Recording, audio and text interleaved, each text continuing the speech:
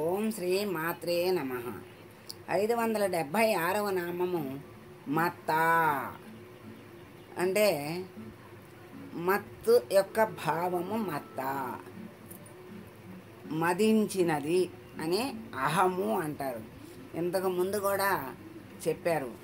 అహము అంటే మామూలుగా లౌకిక అహము అంటే చెడుది.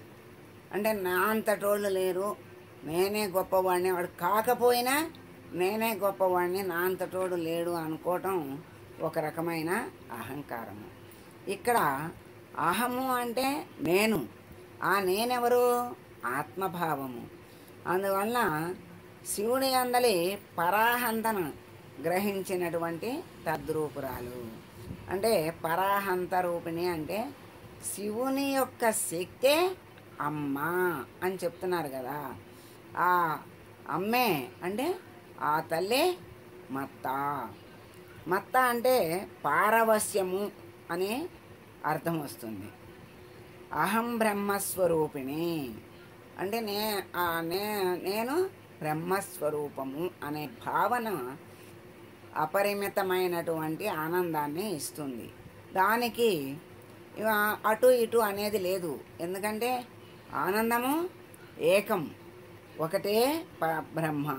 ఆ బ్రహ్మస్వరూపమే నేను అనుకున్నప్పుడు ఇంకా వేరేది లేనప్పుడు ఇంకొకటి ఆనందం తప్ప ఇంకొకటి ఉండదు. ఇప్పుడు నేను ఒక అధికారిని, నేను ఒక డాక్టర్ని, నేను ఒక గొప్ప పదవిలోనో స్థితిలోనో ఉన్నవాడిని అనుకుంటేనే ఎంతో ఆనందంగా ఉంటుంది కదా. ఆ ఆనందములో మళ్ళీ అనేక ఇప్పుడు ఆ నిర్వహణలో, ఆ సామర్థ్యంలో అనేక లోటుపాట్లు లేకపోతే కష్ట నష్టాలు అన్నీ ఉంటాయి. మళ్ళీ దాంట్లో బాధలు, మరి లోపల ఉన్నటువంటి ఆలోచనలు, వేదనలు ఎన్నో ఉంటాయి. కానీ ఇక్కడ నేను బ్రహ్మని అనేటువంటి స్థితిలో, భావములో ఆ స్థితికి వస్తే ఆనందమే కానీ మరొకటి ఉండదు. అదే బ్రహ్మానందము అన్నారు కదా. ఇంకా ఆనంద నేను బ్రహ్మను అంటే ఆ బ్రహ్మ పదార్థమే ఆనంద స్వరూపం కనుక ఆ ఆనంద స్వరూపుడే అయి ఉంటాడు. ఇంకా దానికి హెచ్చుతగ్గులు అనేవి లేవు. బాహ్యంగా అహం ప్రమాదకారి. అంటే నేను గొప్పవాడిని, నేను అంతటోడిని ఇంతటోడిని అనుకుంటే అది చాలా ప్రమాదాన్ని తీసుకొస్తుంది కూడా ఒక్కోసారి. ఎందుకంటే గొప్పవాడిని అన్నప్పుడు మరి ఎంతోమంది ఎన్నో నాకు నువ్వు చాలా గొప్పవాడివి కదా, నాకు ఈ పని చేసి పెట్టు అంటారు. లేకపోతే అనేక బాధ్యతలు మీద పడతాయి, అనేక పనులు చేయాల్సినటువంటి అవసరం వస్తుంది. మరి అట్లాంటప్పుడు అవన్నీ సానుకూలంగా సాధ్యం అయ్యేటట్టు చేసుకోలేకపోతే ఆపాసు పాలవుతారు, అపవాదుల పాలవుతారు. దాంట్లో ఎన్నో అనర్థాలు, బాధలు ఉంటాయి. మరి అన్ని ప్రమాదాలు, ఎన్నో ప్రమాదాలు కూడా అంటే ఇవన్నీ ప్రమాదాలే. బాధ అంతా ప్రమాదమే కదా. ప్రమాదకారి బాహ్య అహం ప్రమాదకారి. బ్రహ్మస్వరూపమే అహం అంటే నేను అనుకున్నాడా, అది మోక్షానికే కారణమవుతుంది. మోక్షం అంటే ఏమిటి? మోక్షం అంటారు. ఏమిటి మోక్షం అంటే బంధము లేకుండా ఉండటమే మోక్షము. బంధం అంటే ఏంటి? ఈ బాధ్యతలు, బరువులు, నాది నేను అనుకునేదే పెద్ద బంధం. ఈ బంధాలు అహం, మమకారం, అహంకారం, ఈ రెండు బంధాలు. ఈ బంధాలే మనలో బాధల్ని, సమస్యల్ని, మరి కామక్రోధాల్ని అన్నిటినీ కూడా బయటికి వెళ్ళగక్కుతాయి. లోపల కుళ్ళిపోతారు. వీటన్నిటితో సమస్యల వలయంలో చిక్కుకుంటాడు. అది ఆనందానికి దూరమే కానీ ఆనందము దరిదాపుల్లో కూడా వాడికి ఉండదు. అనుకుంటాడు ఆనందమని, అది ఎప్పటికీ సరైన ఆనందం కాదు.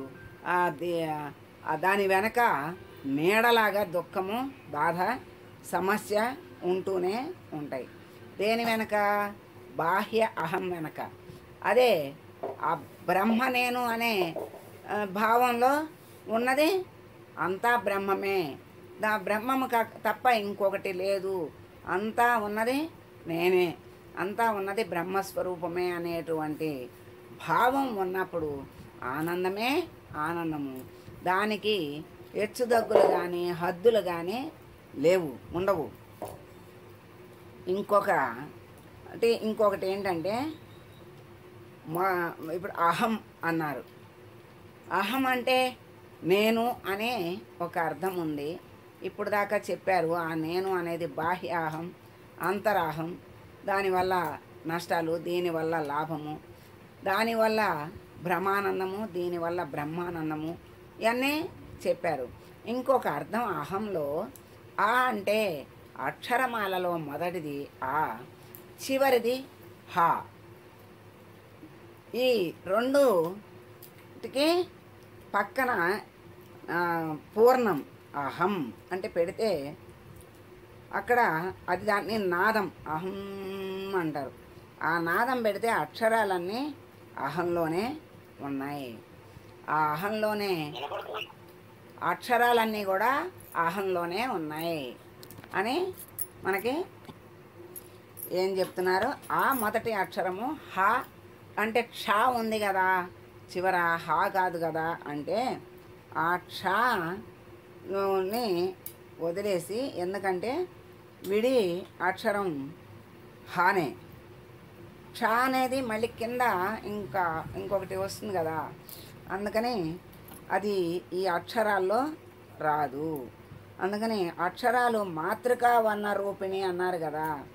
అక్షరాలంటే అన్నీ అక్షరాలే, అన్నీ దాంట్లోనే ఉన్నాయి. అహంలోనే మొదటి నుంచి చివరి వరకు అక్షరాలు దాంట్లోనే ఉన్నాయి. అక్షరాలు లేనిది ఏదీ లేదు. అంటే ఒకటి